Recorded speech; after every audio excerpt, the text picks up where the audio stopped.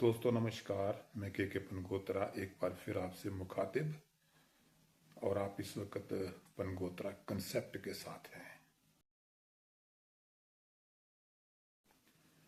तो दोस्तों,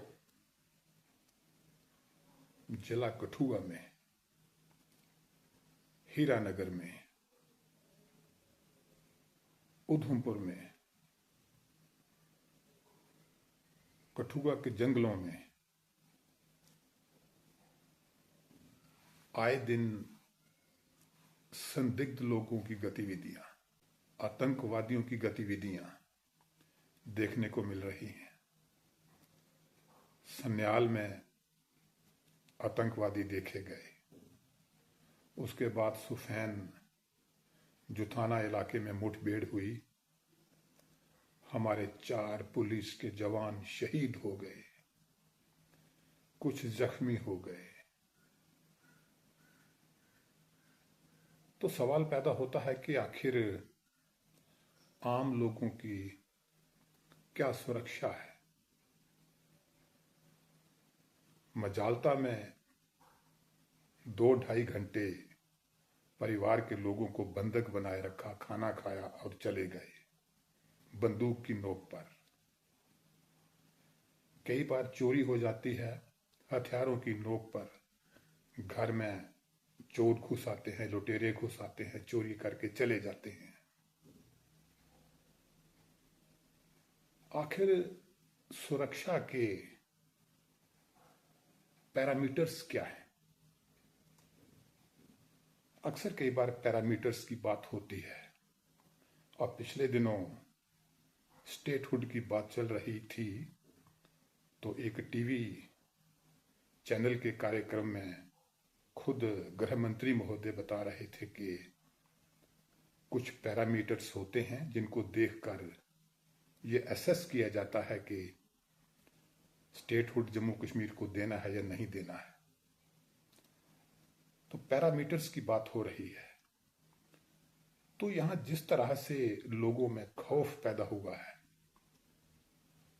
डर, आतंक, और यही एक तरह से आतंकवाद है। किसी के घर में चोर लुटेरे घुस आए, हथियारों की नोक पे लूट के चले जाएं, तो ये भी आतंक का ही एक स्वरूप है।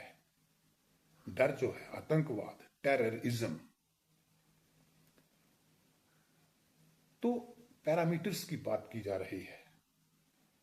तो मेरे ख्याल से पैरामीटर्स भी 2 किस्म के होते हैं। एक जमीनी पैरामीटर्स होते हैं और एक सियासी पैरामीटर्स होते हैं। जैसा कि कहा जा रहा है कि जम्मू कश्मीर में आतंकवाद खत्म है, काफी ज्यादा खत्म है। लेकिन जमीन पे जो हम देख रहे हैं, इस वक्त लोगों में डर है, खौफ है। चोरों का आतंक, आतंकवादियों का आतंक, हथियारबंद लोगों का आतंक, तलवारबाज, पिस्तौलबाज, ये टोकाबाज किसी के घर में घुस गए। हालत ये है कि 1 घंटे के लिए घर को सूना नहीं छोड़ा जा सकता। ऐसा देखा गया है, 1 घंटे के लिए घर के लोग बाहर गए और पीछे से चोरों ने दरवाजे तोड़ लिए और घर को खाली कर दिया। ये कैसी सुरक्षा है? क्या ये सेफ्टी के पैरामीटर्स हैं? इन चीजों को हम सुरक्षा के पैरामीटर कहेंगे कि सुरक्षा के हिसाब से बिल्कुल सब ठीक है। तभी मैंने कहा कि 2 किस्म के पैरामीटर्स हैं। एक सियासी पैरामीटर्स होते हैं और एक जमीनी पैरामीटर्स होते हैं। अब जब आतंकवाद की बात चलती है तो मेरे पास अमर उजाला अखबार है। यहाँ पे राकेश चौधरी सामाजिक कार्यकर्ता हैं, उनके हवाले से एक बयान आया है। समझने वाली बात है।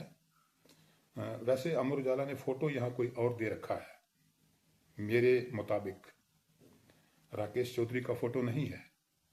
बयान उनका है, बयान उनके हवाले से है। नीचे लिखा है सामाजिक कार्यकर्ता राकेश चौधरी। तो इसमें लिखा गया है कि 31 मार्च को जब लेफ्टिनेंट गवर्नर साहब शहीद बलविंदर सिंह चिब के घर में गए थे तो लोगों ने मांग की थी कि यहाँ सुरक्षा समितियां जो हैं उनको बहाल किया जाए। तो राकेश चौधरी के हवाले से यहाँ लिखा गया है, सुफेन में आतंकियों से मुठभेड़ में बलिदान हुए कानाचक के बलविंदर सिंह चिब के परिजनों से 31 मार्च को मिलने जब उपराज्यपाल मनोज सिन्हा पहुंचे तो सीमावर्ती इलाकों में खाली पड़े सैन्य शिविरों में सेना की तैनाती की मांग की थी। उन्होंने आश्वासन दिया था कि इस पर काम किया जाएगा। इस पर प्रदेश और केंद्र सरकार दोनों को गंभीरता से काम करना होगा। राकेश चौधरी सामाजिक कार्यकर्ता। फोटो रामलाल कालिया साहब का है। लोगों का कहना है कि इस तरह की आतंकी गतिविधियों को रोकने के लिए स्थानीय विलेज डिफेंस कमेटी अधिक कारगर साबित हो सकती है, क्योंकि इलाके के बारे में जो जानकारी स्थानीय लोगों के पास होती है उसके बारे में जानने के लिए सुरक्षा बलों को वक्त लगता है। इसका फायदा आतंकी उठाते हैं।